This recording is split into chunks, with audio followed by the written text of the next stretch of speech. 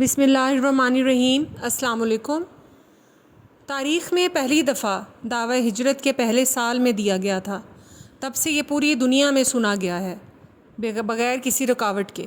یہ الفاظ ایک خاص علامت بن گئے ہیں، یعنی مسلمانوں کے لیے صلات کے پکار بن چکے ہیں۔ ہم دن میں 5 دفعہ مسجد کے مینار سے اذان کی پکار سنتے ہیں۔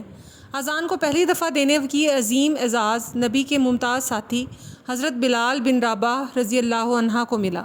انہوں نے مکہ میں اسلام قبول کیا تھا، اللہ کی راہ میں بہت تکلیف جھیلی تھی اور پھر ہجرت کر گئے۔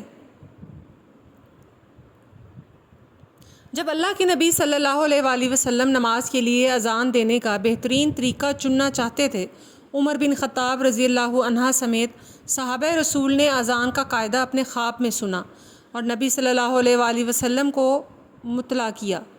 مسجد میں نبی صلی اللہ علیہ وآلہ وسلم حضرت بلال رضی اللہ عنہ سے مخاطب ہوئے، جن کے پاس ایک خوبصورت آواز تھی۔ انہیں کھڑے ہو جانے اور اذان کی تلاوت دینے کو کہا۔ بلال رضی اللہ عنہ نے ایسے ہی کیا۔ مدینہ کے سبھی باشندوں کو نماز کے لیے اجتماع کیا اور حضور کے پہلے مؤذن بن گئے۔ قبول اسلام۔ بلال رضی اللہ عنہ اصل میں ایتھوپیا کے سیاہ غلام اور آپ صلی اللہ علیہ وآلہ وسلم کے قبیلہ سے تعلق رکھتے تھے۔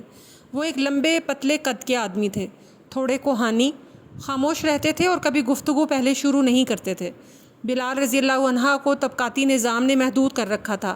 بنو جمع کے سخت ترین قبیلے کے ہاتھوں میں ایک حبشی غلام ہونا زمانہ جاہلیت کے سب سے خوفناک کافر کی چابک کے نیچے بلال رضی اللہ تعالی عنہ تھے۔ بلال کو ابو بکر رضی اللہ عنہ کا دعویٰ سننا پسند تھا، جو کہ ایک دوسرے صحابہ رسول تھے۔ آہستہ آہستہ انہوں نے اپنے دل کو اس مذہب سے مضبوطی سے وابستہ پایا۔ وہ ابو بکر رضی اللہ عنہ کے ساتھ نبی صلی اللہ علیہ وآلہ وسلم کے پاس گئے اور اسلام قبول کر لیا۔ وہ 7ویں انسان تھے جنہوں نے اسلام قبول کیا۔ ابو بکر اور دوسرے لوگ جو کہ اس قبیلہ سے تعلق رکھتے تھے، قبیلہ قریش کے نقصان سے محفوظ تھے۔ یہ قبیلہ اسلام کی سخت مخالفت کرتا تھا اور نبی صلی اللہ علیہ وآلہ وسلم کا شدید دشمن تھا۔ بلال بن رباح رضی اللہ عنہ کی عزم و عاجزی اس وقت کفار کا قہر مسلمانوں پہ نازل ہوا، جو کسی قبیلے سے تعلق نہیں رکھتے تھے جو انہیں حفاظت دے سکے۔ بلال کے کافر مالک انہیں سخت گرمی والے دن صبح بختر پہنا کے گھر سے نکلنے پر مجبور کرتے تھے۔ وہ بلال رضی اللہ عنہ کو منہ کے بل ریت پر پھینک دیتے اور دھوپ میں چھوڑ دیتے۔ وہ صرف انہیں پیٹھ پر پھیرنے کے لیے واپس آتے۔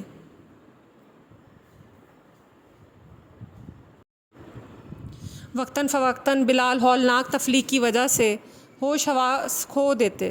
جب انہیں ہوش آتا تو ان کا سامنا ان کے آقا کے غصے سے ہوتا، جو چاہتے تھے کہ وہ اسلام چھوڑ دیں۔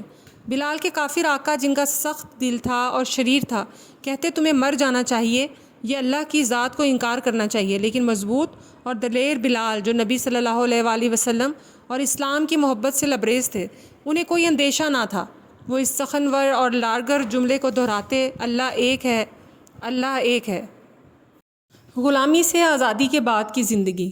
آزادی کے بعد بلال نبی صلی اللہ علیہ وآلہ وسلم کے ساتھ رہتے تھے۔ پھر انہوں نے مدینہ کے لیے ہجرت کر لی، جہاں وہ بعد میں اذان دینے لگے۔ آپ صلی اللہ علیہ وآلہ وسلم کے تحت ان کی حیثیت بڑھ گئی، صرف ان کے ایمان کی وجہ سے۔ جس دن مکہ پر قبضہ ہوا، بلال اللہ کے نبی صلی اللہ علیہ وآلہ وسلم کے ساتھ کعبہ میں داخل ہوئے۔ ان کی آواز، جس نے پہلی دفعہ دعوت کے لیے آواز دکھائی تھی، مدینہ میں مسجد نبوی سے اول ہے جس نے کعبہ سے اذان دی اور یوں اس کی آزادی کا اعلان کیا۔ نبی صلی اللہ علیہ وآلہ وسلم نے بلال کو چنا۔ آزادی کا اعلان کرنے کے لیے یہ ایک قسم کی علامت تھی، گویا آپ دنیا بھر کے لوگوں کو بتا رہے ہوں، دیکھو کیسے ایمان اور اللہ کا خوف اس ایتھوپین کو سرفراز کیا، جو کبھی مکہ میں بطور غلام لایا گیا تھا۔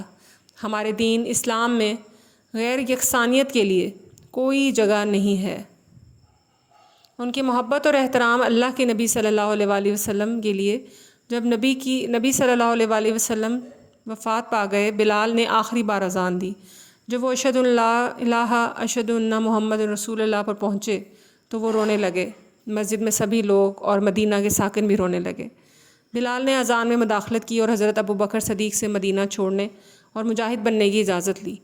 شہر چھوڑنے کے بعد وہ اللہ کی راہ میں لڑے۔ بلال بن رباح رضی اللہ عنہ جدید شام کی سرزمین دمشق میں سپرد خاک ہوئے۔